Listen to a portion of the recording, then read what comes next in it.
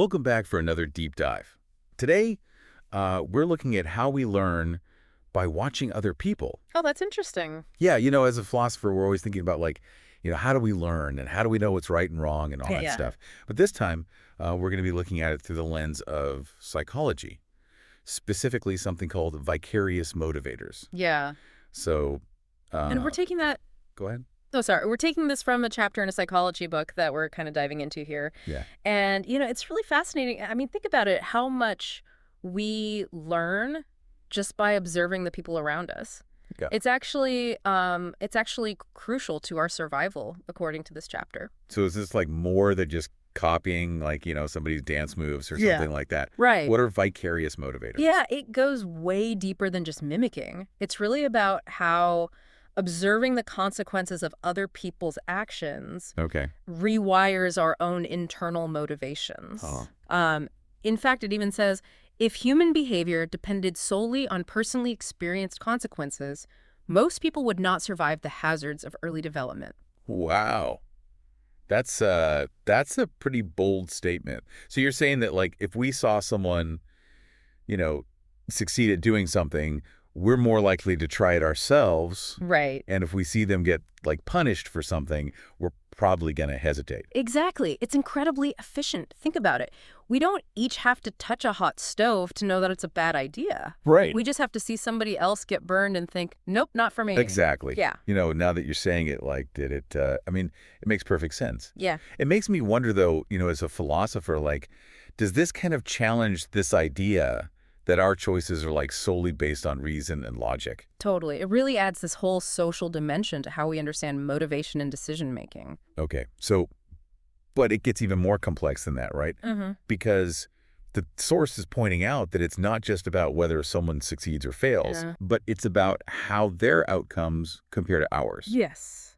So that's where this idea of social comparison comes in, right? Right. We're all hardwired for fairness. There's this deep-seated human tendency called inequity aversion, and it's fascinating how much it affects our behavior. So you mean we hate it when we see someone else getting ahead unfairly, but we also feel weird if we're given more than we deserve? Exactly. So there's disadvantageous inequity aversion, Okay. where you're getting the short end of the stick, and then there's advantageous inequity aversion Yes. when you benefit unfairly. Gotcha.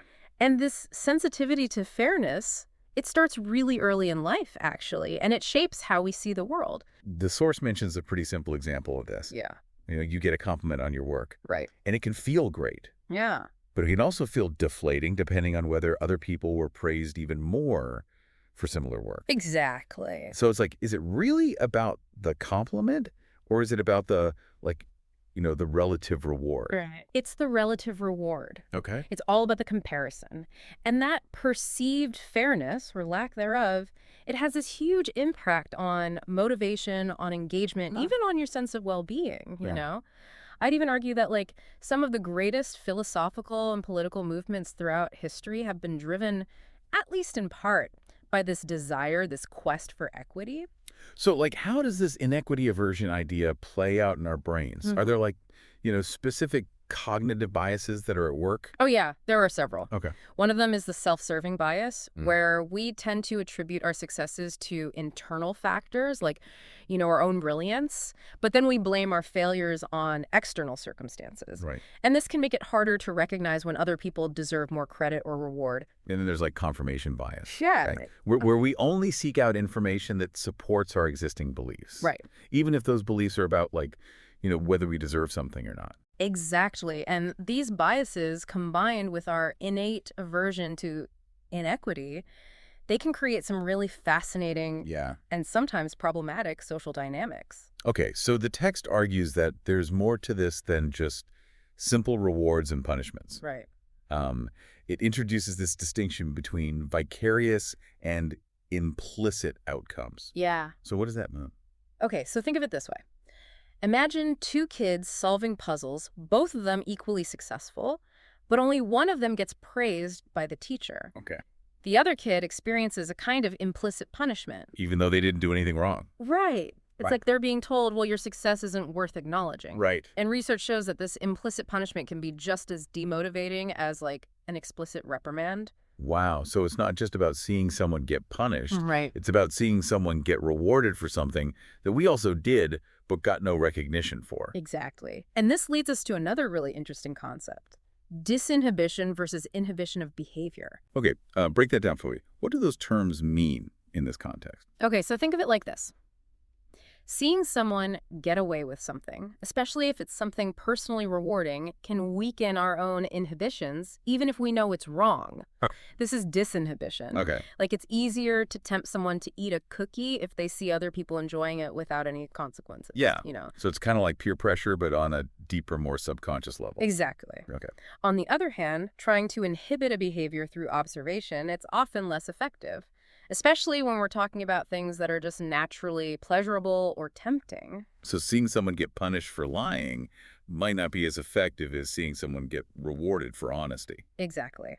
The source argues that disinhibition, fueled by our desire for pleasure and reward, often trumps inhibition. And, this tension between individual desires and societal rules is classic philosophical territory, wouldn't you say? Absolutely. It raises all sorts of questions about, the nature of morality, free will, the role of social influence in shaping our behavior. Absolutely, Yeah. it does. And it kind of makes you think, what does this mean for our laws and institutions and even our social norms? Like, if we're so easily swayed by watching what happens to others, Right. it really suggests that we need to think carefully about the messages we send Yeah. through our actions and the systems that we set up. Right. Yeah. But, But let's maybe shift gears a bit and yeah, let's do. talk about how this, how these vicarious motivators play out in a broader context. Yeah. So like the source highlights the impact of media, particularly TV, Right. on shaping our beliefs and values and even our perceptions of the world. Absolutely. And as a philosopher, I mean, I'm always interested in how we come to understand reality, and Yes. media clearly plays a huge role in that. It really does. The source emphasizes that, to a large extent, people act on their images of reality. It's not just about what we see, but also what we don't see. How information is selected and framed can have a huge impact on how we understand the world. So if like the media constantly bombards us with images of violence and crime, Right. even if those representations are like statistically skewed, Right. it can really warp our sense of, safety and danger. Absolutely. And this brings us to another fascinating concept: model similarity. We're more likely to be influenced by people we perceive as similar to ourselves. So if I see someone like me, say an age, background, whatever, Uh-huh. achieving success with a certain behavior, I'm more likely to try to do that same thing myself. Exactly. It's kind of like choosing a mentor. We look for people who seem to have it figured out, Right. especially if they started from a similar place to where we are. What about like situations where the model is not similar to us? Does their experience still have an impact? It can, but the influence is probably going to be weaker. The source suggests that we pay more attention to outcomes that feel relevant to our own lives. If a situation seems totally foreign, or if the person involved is like vastly different from us, Yeah. we might not give their experience as much weight. Yeah, it's like, you can't compare apples and oranges. Exactly. Like we're more likely to draw conclusions from, experiences that we can relate to our own circumstance. Yes. Right. But even when we find a model that we can relate to, there's another layer of complexity here: the issue of performance ambiguity and complexity. Okay, so what do you mean by that? Well, sometimes the connection between a behavior and its outcome, it's not so clear-cut. There could be lots of factors at play, or the situation might be so complex that it's hard to tell what actions led to that result.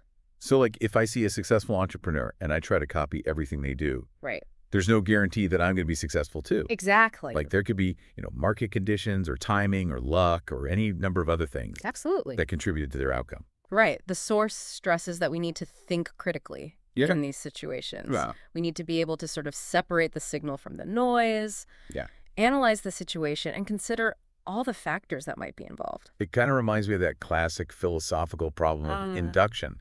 Just because something's happened in the past Right. doesn't mean it'll happen again in the future. Exactly. We can't just blindly copy someone else's behavior Right. and expect to get the same results. Yeah.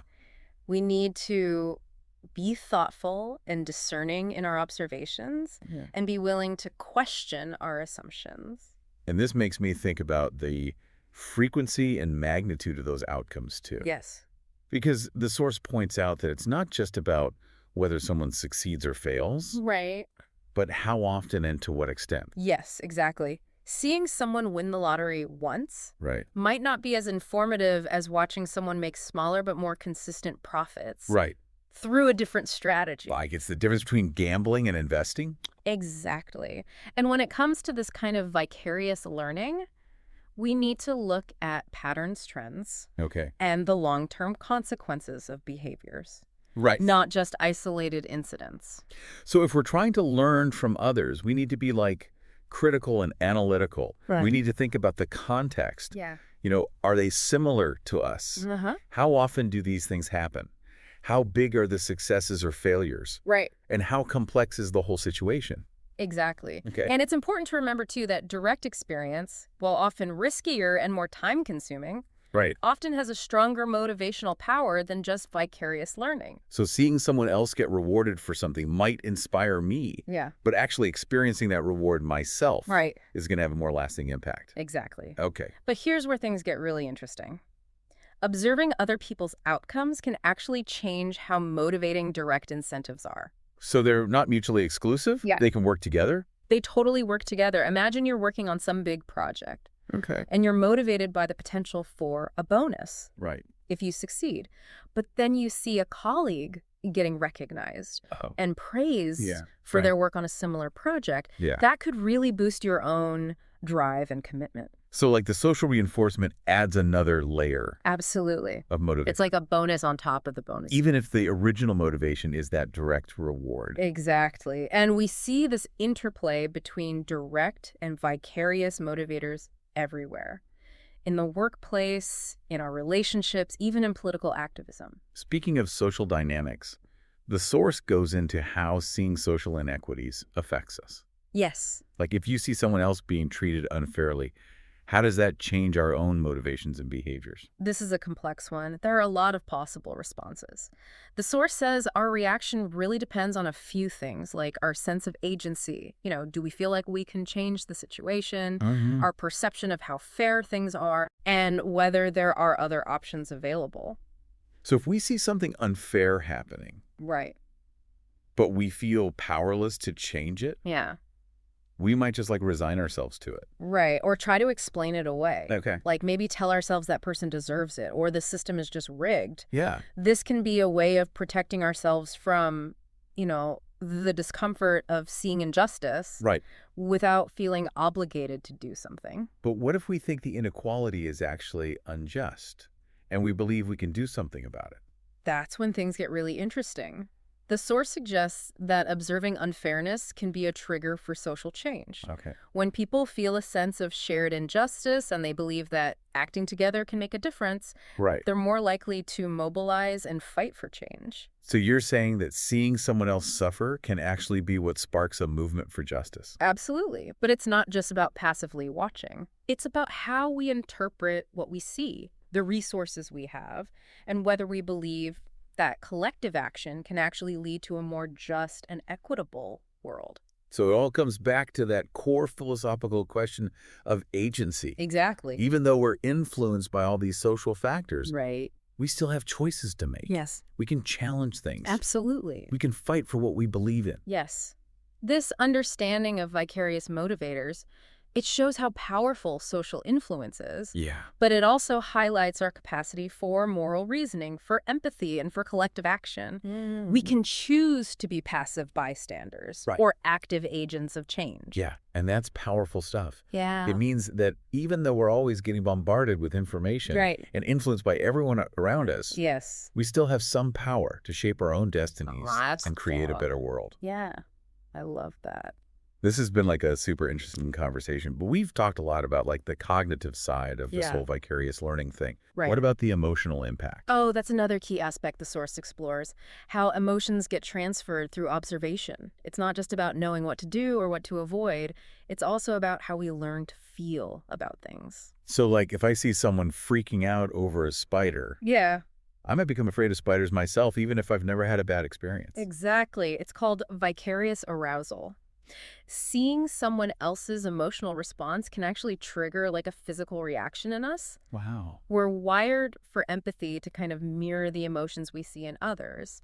And this is where influenceability really comes into play. It makes me think about how easily kids pick up on their parents' fears and anxieties and stuff. Oh, absolutely. And this can be, a good thing or a bad thing. On the one hand, it helps us connect and feel compassion and understand other people's experiences. Right. But it also means we can develop like totally irrational fears just by watching someone else. So how does this all connect to like morality and ethical decision making? Oh, that's a great question. As a philosopher, that's what I'm really interested in. Yeah, it raises some really interesting questions. If our emotional responses are being shaped by these vicarious experiences, Yeah. does that mean our moral compass isn't just based on reason or abstract principles? Right. Maybe it's also influenced by the emotional atmosphere around us, by how other people react to things. Mm.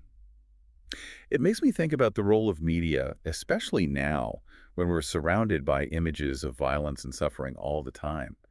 Does that constant exposure make us less sensitive to those things? Yeah, that's a big question that philosophers and psychologists have been wrestling with forever. Mm. The source talks about how news media in particular Yeah. can create a sense of fear and anxiety Right. by focusing so much on negative events. Yeah. And because of this thing called the availability heuristic, we end up overestimating the chances of those things happening to us. Right. And it distorts our view of the world. Yeah. It's like they say, if it bleeds, it leads. But if we see these images all the time, do we eventually just become numb to it all? It's definitely possible. There's this risk of compassion fatigue where we just get overwhelmed Right. by all the suffering and we start to tune it out. Yeah. And this has some pretty serious ethical implications Right. because it can lead to less empathy and less willingness to help people who are struggling.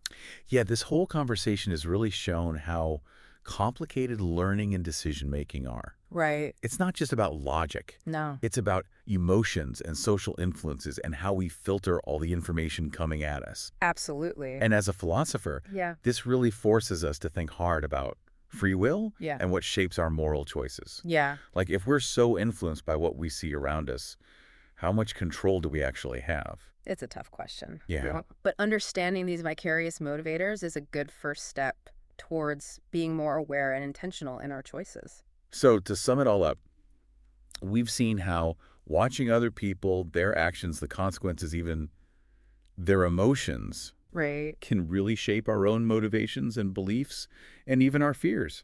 Yeah, it's a powerful force, It is. one that can guide us or mislead us. Exactly.